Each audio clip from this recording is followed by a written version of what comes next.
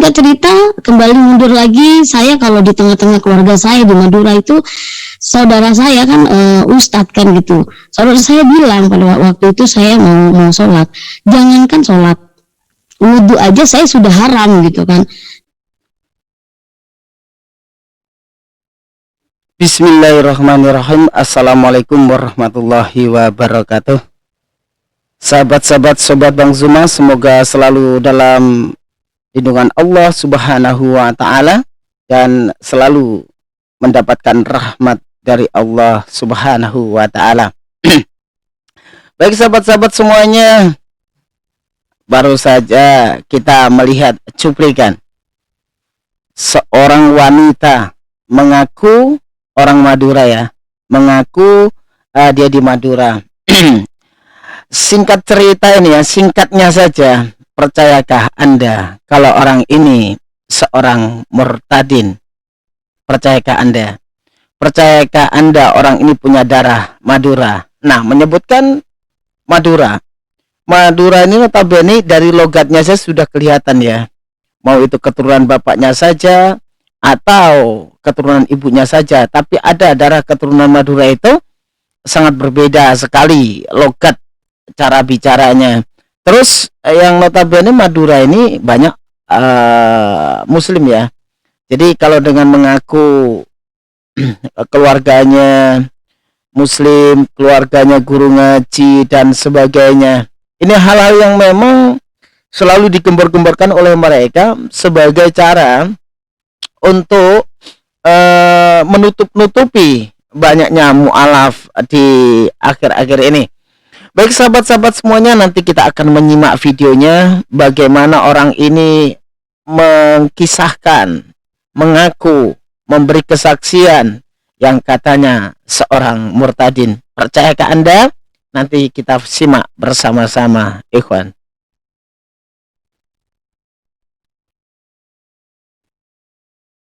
Buat website. Sabar ya. Jadi kalau kita melihatnya nih agak aneh nih.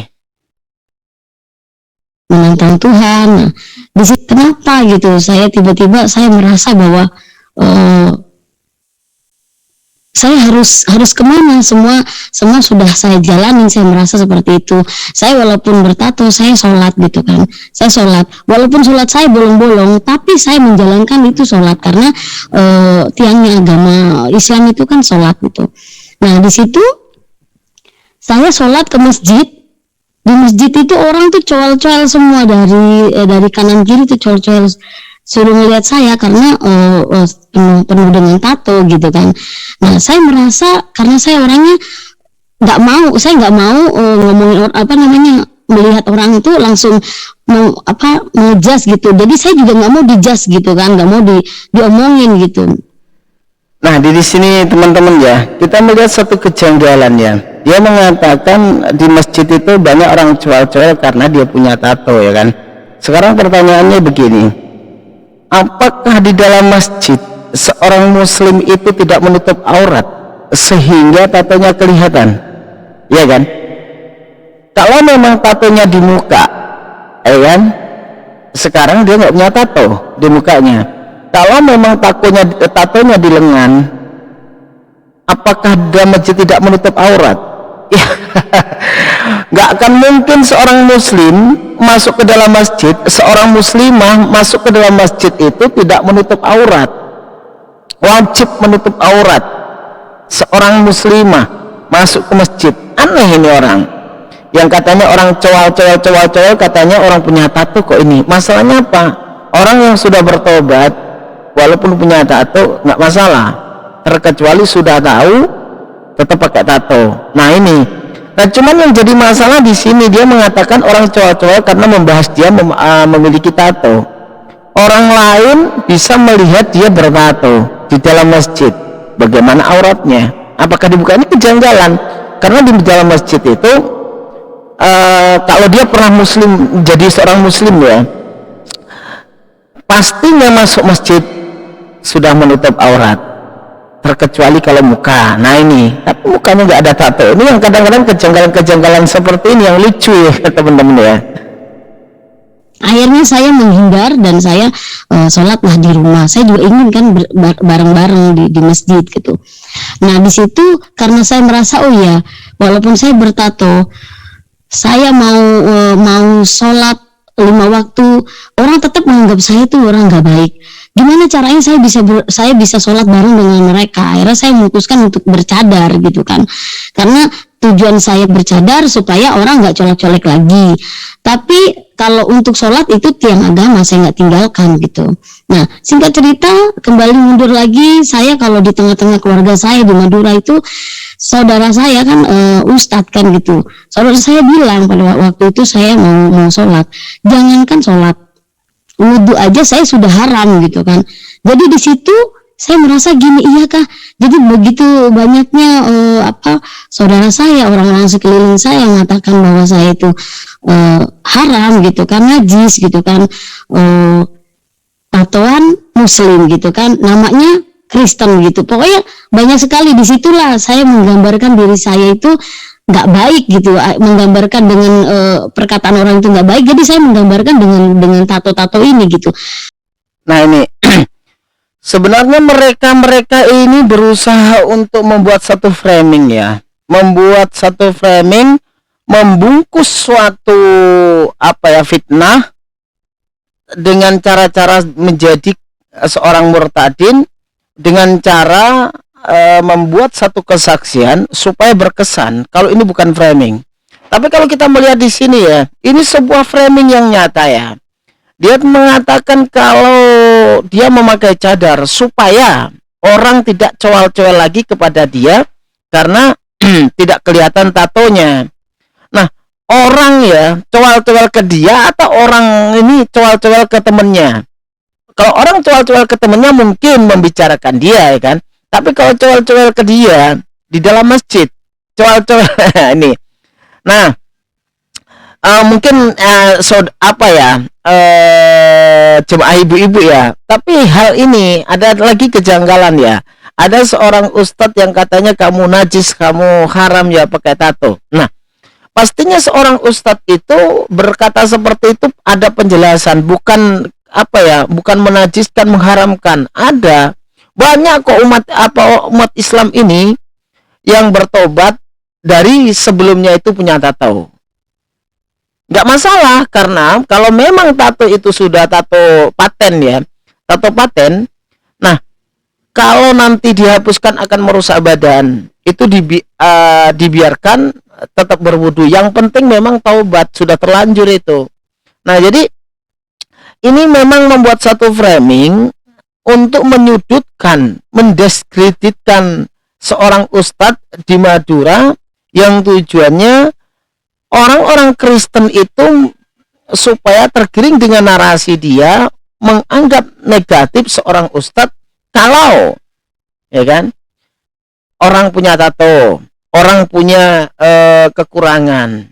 Nggak ada seperti itu. Dia menyudutkan seorang ustadz kalau melihat orang punya kekurangan, mungkin punya masa lalunya, mungkin ya seperti punya tato atau lain-lainnya yang dianggap secara pandangan umum kurang baik. Nah ini sebenarnya ini framing, ini cuman dibungkus menjadi sebuah kesaksian. Ini yang memang membuktikan ya mereka itu selalu berusaha membuat satu narasi ke publik supaya Islam ini tercoreng, ternodai dengan kesaksian-kesaksian seperti ini. Tapi apapun itu, insya Allah sahabat-sahabat semuanya nggak akan percaya dengan orang-orang seperti ini. Tapi perlu kita reaction supaya apa? Masyarakat luas itu tahu dan bisa menilai mana kebenaran itu. Benarkah ini seorang murtadin? Dari perkataannya, dari wajahnya, dari apa yang dijadikan kesaksian, ini kita bisa melihat, bisa menilai sendiri, insya Allah. Jawaban sampai ke situ. Nah, sholat sudah, semuanya sudah saya jalanin. Yang udah saya jalanin itu menurut saya nggak ada jawaban. Akhirnya saya tidur tapi itu tidak lelap gitu kan, tidak nggak tidur nyenyak, enggak, cuman tiduran aja. Saya teringat dengan nama saya Natalia. Akhirnya di situ saya menantang Tuhan. Saya bilang Tuhannya orang Kristen pada waktu itu. Tuhan orang Kristen, kalau memang yang benar Tuhannya orang Kristen ada, tolong bantu saya. Ini saya sebenarnya itu yang bukan dari bibir saya, hati saya doang. Mata saya lihat ke atas gitu kan. Ada yang tertinggal ya, dia namanya Natali. Nah ini kan aneh ya, Muslim nama Natali, ini kan hal yang janggal. Jadi dia mengaku sendiri namanya Natali, terus dianggap orang seperti ini. Terus dia menantang Tuhannya orang Kristen. Padahal kalau di dalam Islam ya, kalau orang ini paham Islam, yang katanya saudaranya banyak yang ustadz, mau susah, senang, nangis, tertawa, bahagia, sedih, di dalam Islam itu adalah ujian, cobaan. Nah ini, kalau dia memiliki keinginan terus belum terpenuhi, terus menantang Tuhan, kok yang ditantang tahu-tahu Tuhannya orang Kristen, sedangkan di dalam Islam itu dilarang untuk menghinakan sesembahan orang lain. Ini ya ditantang, menantang ya kan. Terus urusannya apa?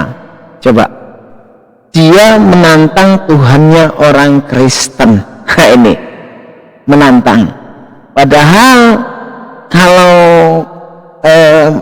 memang dia dulu seorang Muslim, pasti dia akan bercerita menantang Tuhan ya kan, menantang Allah. Mungkin bisa jadi seperti menantang Tuhan orang Kristen, kan aneh. Coba kita pandang secara logis ya. Coba, masuk akal nggak? Dia seorang Muslim, merasa gagal, merasa doanya nggak terpenuhi, belum dikabulkan, terus ya mungkin ya nggak sabar lah ya kan, terus menantang Tuhannya Kristen. Kan nggak nyambung gitu kalau dia seorang Muslim. Terkecuali kemarahan dia dilampiaskan mungkin kepada Allah, contoh gitu kan, karena dia sudah nggak percaya lagi ya kan, tapi kok menantangnya ke Tuhannya orang Kristen. Nah, jadi dari sini memperlihatkan kalau dia bisa jadi Kristen dari lahir. Atap gitu. Akhirnya saya tiba-tiba merem. Di situ saya mimpi, tapi belum tidur kok mimpi gitu, hanya bayangan aja, halu ya namanya ya. Saya melihat mantan suami saya itu berpakaian yang seperti di gambaran saya. Lalu saya telepon kakak angkat saya untuk lihat di tempat yang saya lihat di gambaran saya ini, bahwa mantan suami saya ada di situ. Ternyata kakak angkat saya itu datang ke situ benar dengan pakaian yang saya sebutkan gitu, warna telur asin, celana warna hitam. Akhirnya kakak angkat saya bilang, dari mana kok kamu tahu, kok benar banget? Saya bilang dari Tuhan orang Kristen. Kakak angkat saya bilang begini, gila kamu dek gitu kan. Nah disitulah saya mulai, bukan kakak angkat saya aja, jadi teman-teman saya dan bahkan adik saya bilang saya itu sudah gila gitu kan. Di situ saya sudah mencari Tuhan 2011, 2012 saya belum bergereja, 2013 saya juga belum bergereja, tetapi saya sudah cari Tuhan gitu, sudah mengenal Tuhan lewat saya. Akhirnya saya membaca gitu kan, baca firman gitu. Akhirnya di situ saya melihat Kak Rizky luar biasa, dan kita sama-sama di 2014 itu mencari gereja. Lalu udah tahu bagaimana saya diproses di dalam rumah saya. Nah nih, jadi seperti itu ya teman-teman ya. Mencari Tuhan, bahasa-bahasa mencari Tuhan ini kan bahasa-bahasa orang kafir ya. Jadi begini sahabat-sahabat ya, sahabat-sahabat sobat Bang Zuma. Jadi menjadi seorang Muslim, kalau lupa akan kewajiban ya kan, lengah akan kewajiban apa yang diperintahkan oleh Allah Subhanahu wa Ta'ala ya kan, orang ini akan mudah berpikir halu. Nah ini, dia mengaku mimpi kok seperti ini ditemui, jadi halu muncul. Halu itu dari siapa? Dari syaitan. Jadi makanya dalam Islam itu diajarkan a'udzubillahi minasyaitonirrajim, Bismillahirrahmanirrahim. Jadi segala sesuatu itu kita selalu menyebutkan, meminta kepada Allah untuk mendapatkan perlindungan dari godaan syaitan yang terkutuk. Nah itu kalau dalam Islam seperti itu. Nah ini halu, dia mengaku sendiri halu, ya kan, mendapatkan halusinasi. Nah halusinasi ya. Nah setelah itu dari Tuhan orang Kristen. Nah di sini ya kadang-kadang menyalahkan atau meninggalkan keimanan yang lama bukan dari karena mendalami Islam, meninggalkan Islam bukan karena mendalami Islam, tetapi karena memang tidak kenal Islam, ya kan? Kalau memang ini murtadin, meninggalkan Islam tapi karena tidak kenal Islam. Contoh itu, sholat tidak pernah, sholat pun jarang-jarang, lupakan kewajiban. Nah itu, jadi kalau meninggalkan Islam karena dia tidak taat kepada Allah, nggak masalah, ya kan? Terus berkesan orang ini mengada-ada, teman-teman. Namanya pindah keyakinan saya dan saya hidup bersama anak saya yang begitu fanatik. Nah di situ saya sedih, saya diproses, saya kenal Tuhan, saya dijauhi saudara-saudara almarhum papa saya yang di Jawa Timur dan di Madura, ya kan. Jadi saya dapat pesan bahwa jangan jangan malu-maluin keluarga gitu. Jadi keluarga almarhum papa saya itu kiai, ustadz gitu, semuanya banyak kan rata-rata haji gitu kan. Sampai sekarang puji Tuhan saya belum bisa komunikasi gitu. Nah ini seperti inilah yang dikatakan framing. Jadi menarasikan bahwasannya kalau orang keluar dari Islam, keluarganya itu membenci dia, tidak kenal dia dan lain sebagainya. Tapi apapun itu ya, insya Allah kita sudah bisa menilainya teman-teman ya. Sahabat-sahabat semuanya, kita nilai sendiri apa yang diucapkan itu hanya nyata atau cuman hoax belaka. Kenapa? Ya seperti itulah mereka. Orang-orang kafir ini selalu menyebarkan hal-hal yang memang menurut dia bisa membawa orang-orang untuk masuk ke ajaran mereka. Jadi menutupi sebuah framing dengan sebuah kesaksian ini kadang-kadang yang hal yang membagongkan itu, teman-temannya. Baik sahabat-sahabat semuanya, ini sekelumit sebuah kesaksian yang harus kita lihat supaya kita bisa menilai sebuah kesaksian-kesaksian yang beredar di dunia maya ini apakah benar atau hanya sebuah bualan belaka, insya Allah. Padahal kalau kita lihat akhir-akhir ini yang banjir adalah mu'alaf, banyaknya orang-orang kafir mengenal Islam, banyaknya yang mengenal kebenaran Islam, masuk Islam, mengucapkan 2 kalimat syahadat. Ya kita lihat sendiri di TikTok aja sering, apalagi di dunia nyata. Baik teman-teman, sahabat-sahabat semuanya, sampai di sini dulu pertemuan kita. Semoga apa yang saya sampaikan bisa membawa manfaat sekaligus meningkatkan iman dan takwa kita kepada Allah Subhanahu wa taala. Mari kita tetap bersama-sama duduk berdiri dalam satu barisan bersama guru-guru kita, menghadang para misionaris, membantah subhat dan fitnah hujatan mereka. Tetap semangat. Salam satu Tuhan. Wassalamualaikum warahmatullahi wabarakatuh.